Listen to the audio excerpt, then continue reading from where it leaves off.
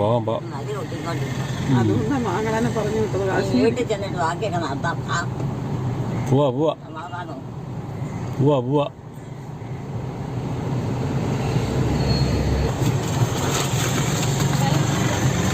ഇനി ഒന്ന് ആപ്പിളിന്റെ വില നോക്കട്ടെ.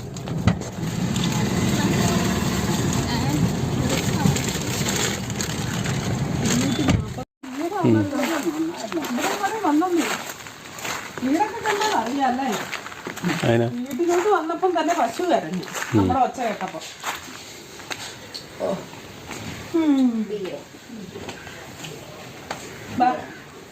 എന്റെ അമ്മേ